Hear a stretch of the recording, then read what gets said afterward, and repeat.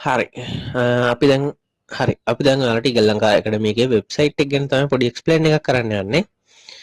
මෙතන ඇකඩමි එකේ ලෝගෝ එක සහ about එක තියෙනවා. ඊට යටට ගියහම තමයි ඔයාලට වැදගත් වෙන කොටස තියෙන්නේ.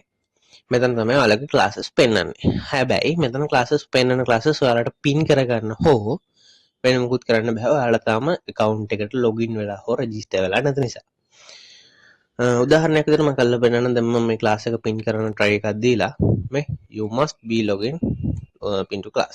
ඒ කියන්නේ ඔයාලා පින් කරගන්න කලින් වෙබ්සයිට් එක අතුර ගන්න ඕන මේ එන්නේ මොන ස්ටුඩන්ට්ද කියලා. හරි. අපි දැන් මුලින් ඉඳන් කතා කරමු රෙජිස්ටර් වෙන විදිය ගැන.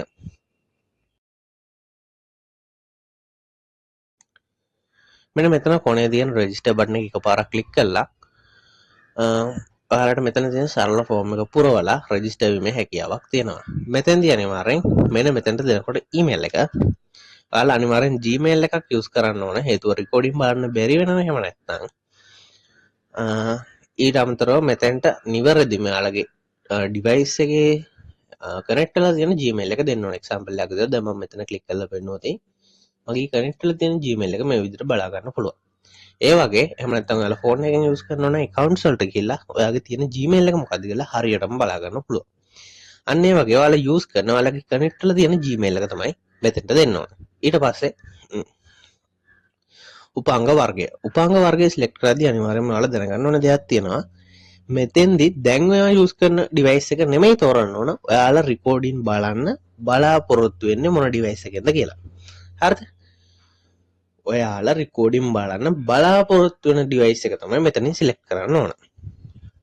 හරි. ඊට පස්සේ ඒ ඩිවයිස් එක සිලෙක්ට් කරලා next step එකට ගිහලා පරිශීලක නාමයක් ඇතුළත් කරන්න ඕන. ඒ කියන්නේ user name එක. දැන් මෙතෙන්දි මට දෙන්න පුළුවන් අරෝෂ 1999. ඒ වගේ user name එකක් දීලා check කරන්න පුළුවන්. මෙන්න මෙතන green tick එකක් පෙන්වනවා. high user name එකට use කරන්න හැකියාවක් තියෙනවා. password එකත් හොඳ strong password එකක් දීලා මෙන්න මේ යට tick එක on කරලා register button එක click කරලා register වෙන්න පුළුවන්. මතක තියාගන්න මෙතන register වෙනකොට යට password එක save කරගන්න කියලා આવොත් save කරගන්න. එහෙම save කරගන්න එකට ගොඩක්ම වටිනවා. ඉස්සරහට account එකට log වෙන්න. හරි. registration එක සාර්ථක වුණාට login process එකට තමයි යන්නේ. අපි එහෙම නැතුව මුලින් ඉඳන් login වෙන විදිය බලමු. හරිද? දැන් මම මුලින්ම අර යටින් ගිහිල්ලා login වෙලා පෙන්නන්නම් account එකකට. මෙතනින් මෙහෙම click කරලා pin කරගන්න ගියාම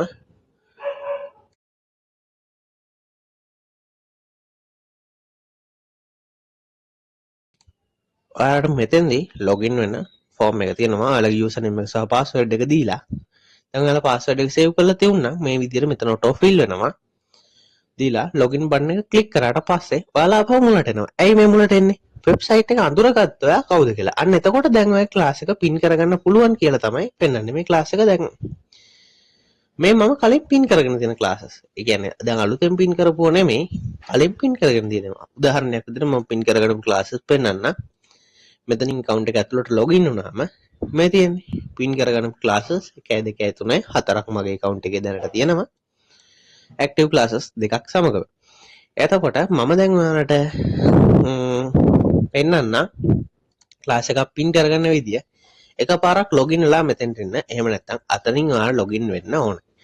වෙබ්සයිට් එක අඳුරගත්තට පස්සේ දැන් ඔයාලගේ මේ කිසිම එකක් පින් වෙලා කියලා පෙන්වන එකක් නැහැ.